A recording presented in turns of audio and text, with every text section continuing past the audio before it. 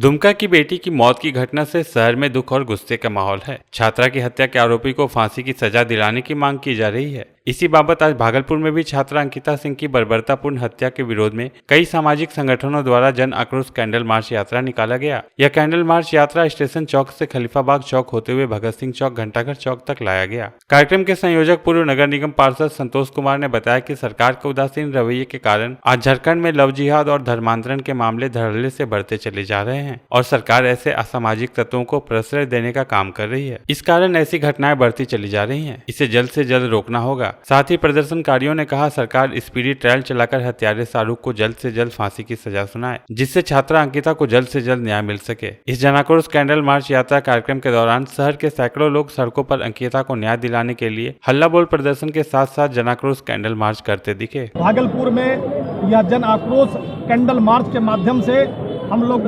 भारत सरकार और राज्य की सरकारों से ऐसे चीज़ों पर जो कड़े कानून और इसकी फांसी की सज़ा मिले और ऐसी घटनाएं पूर्णतः उसकी पुनरावृत्ति ना हो, इसके लिए सड़कों पर निकले हुए हैं।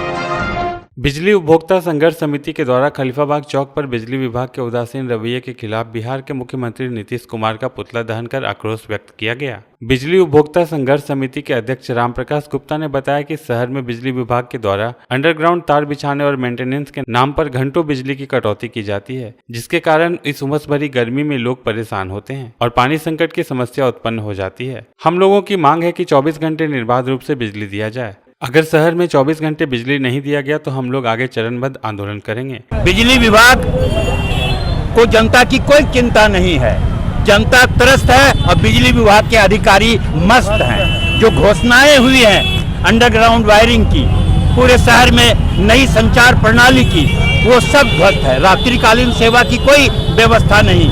अगर रात में फ्यूज उड़ गया, जम्फर उड़ गया, शॉर्ट सर्किट हो गया तो कोई देखने वाला नहीं। इस भयानक गर्मी में रात भर आप तपते रहिए। फुटकर दुकानदार बचाओ संघर्ष समिति घंटाघर भागलपुर के द्वारा आज एक प्रेस वार्ता रखी गई, जिसमें फुटकर दुकानदार बचाओ संघर्ष समिति के संरक्षक सह भाजपा नेता निरंजन प्रसाद शाह ने खुले तौर पर कहा कि जितने भी आवंटित दुकानदार हैं, प्रशासन उन्हें डिस्टर्ब ना करे, उन्हें कमाने खाने दे। निरंजन शाह ने यह भी बताया कि नगर आयुक्त से बात करने पर नगर आयुक्त बिल्कुल भी तैयार नहीं है। उनका साफ तौर पर कहना है कि किसी भी दुकान को यहाँ लगाने की अनुमति नहीं दी जाएगी, सबों को हटाया जाएगा। इस पर निरंजन शाह ने यह भी कहा कि घंटाघर चौक के पूरब और उत्तर दिशा में नगर निगम की बड़ी संपत्ति वर्षों से योजनाबद्ध तरीके से अतिक्रमण की गई है। चर्च के इर्द गिर्द का बड़ा भूभाग जिस पर चर्च वालों का कब्जा है, जिसके कुछ हिस्सों की बिक्री की चर्चा आजकल जोरों पर है। साथ ही दूसरा विशालकाय व्यापारिक परिसर का भी निर्माण किया जा रहा है। आखिर किस आधार पर नगर निगम के भूखंड पर निगम के नाक तले इतनी बड़ी योजनाओं पर काम चल रहा है? कैसे चलेगा काम? हमारे गरीब दुकानदार लोग, गरीब रोजगारी लोग मर रहे हैं और सरकार लोग डंडा चला रहे हैं, जेसीबी चला रहे हैं दुकानदारों पर। ऐसा नहीं चलेगा। नगर आयुक्त ने कहा कि नहीं हम तो हटाएंगे। हमने हटाएंगे, कैसे हटाएंगे? आप अभी त्योहार का मौसम है, आप हटाने की बात करते हैं। ऐसा नहीं चलेगा, हम हटाने नहीं देंगे। हमारा जो आवंटित दुकानदार है उसको तो प्राथमिकता के आधार पर, एक बार हमको लॉटरी के आधार पर हमको दुकान आवंटित किया जा चुका है, तो फिर दोबारा हम लॉटरी के चक्कर में क्यों फंसेंगे हम? पति के दीर्घायु की कामना का व्रत तीज पूरे आस्था, श्रद्धा व उत्साह के साथ मनाया गया। इस अवसर पर सुहागिनों ने निर्जला व निराहार रहकर हरतालिका तीज का व्रत रखा। दोपहर की वेला में भगवान शिव, पार्वती व गणपति की विधि विधान से पूजा अर्चना की। साथ ही अखंड सौभाग्य होने व अपने सुखमय वैवाहिक जीवन का वरदान मांगा। कई स्थानों पर व्रती महिला सामूहिक रात्रि जागरण करती हैं। पुजारी राजेंद्र मिश्र ने बताया कि भाद्रपद शुक्ल पक्ष की तृतीया तिथि को हरतालिका तीज का व्रत किया जाता है। इस दिन सुहागिन अपने पति की दीर्घायु की कामना को लेकर भगवान शिव, पार्वती और गणेश की पूजा अर्चना करती है। उन्होंने बताया कि इस व्रत को सबसे पहले माता पार्वती ने भगवान शंकर को पति के रूप में पाने के लिए किया था। ये नारी का पूजा है। शिव पार्वती के लिए जो कथा सुनते हैं वो नारी का पूजा होता है, इसलिए वो उसको व्रत के समान करते हैं। क्या नियम है इसका, कैसे किया? अपने सौभाग्य की रक्षा करने के लिए। भागलपुर जिला अंतर्गत सुल्तानगंज में सड़क पार करने के दौरान 8 वर्षीय बालक रितेश कुमार पिता मुकेश पासवान बिसौनी पावर हाउस की ईंट लदे ट्रैक्टर के चपेट में आने से मौके पर ही उसकी मौत हो गई। इसकी सूचना स्थानीय लोगों के द्वारा सुल्तानगंज थाना को दी गई। मौके पर पहुंचकर स्थानीय पुलिस ने शव तथा ईंट लदे ट्रैक्टर को कब्जे में लेकर आवश्यक कार्रवाई कर रही है। वहीं दुर्घटना के बाद परिजनों में कोहराम मच गया। सुल्तानगंज रेलवे स्टेशन में घर से भागी एक नाबालिग युवती को आरपीएफ और जीआरपी ने बरामद कर चाइल्ड लाइन को सौंप दिया। इस मामले में चाइल्ड लाइन के पदाधिकारी रेणु गुप्ता ने बताया कि तारापुर के गनैली गांव के रहने वाली नाबालिग युवती अपने घर से प्रताड़ित होने पर घर से फरार हो गई थी। आरपीएफ द्वारा नाबालिग युवती को बरामद करने पर सूचना मिलते ही उसे चाइल्ड लाइन को सौंपकर परिजनों को सूचित कर दिया गया है। इस दौरान चाइल्ड लाइन के पदाधिकारी एवं कर्मचारी सहित आरपीएफ एवं जीआरपी के कई पुलिसकर्मी मौजूद थे। तो सही से खाना पीना नहीं देती है, इसीलिए हम घर से जा रहे हैं। कहाँ का है लड़की? ये गनैली।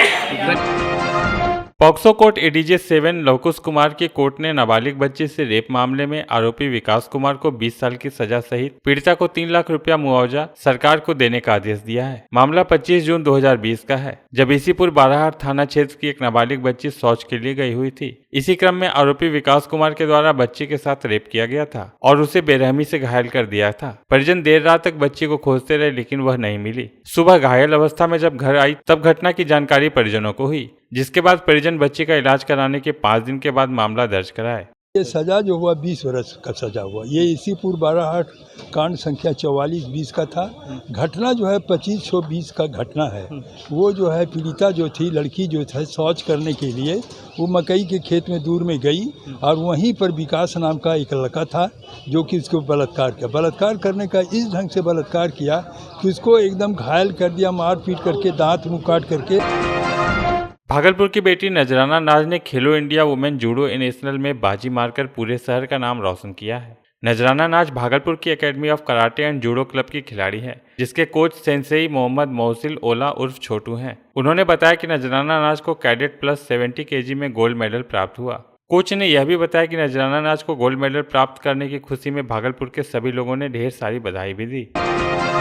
नवगछिया के बिहपुर थाना क्षेत्र के दक्षिण पंचायत के सोनवर्षा वार्ड नंबर 1 निवासी चितरंजन पोद्दार की 32 वर्षीय पत्नी शकुंतला देवी और नवजात बच्ची का शव सामुदायिक स्वास्थ्य केंद्र बिहपुर में रखकर परिजनों ने जमकर बवाल काटा।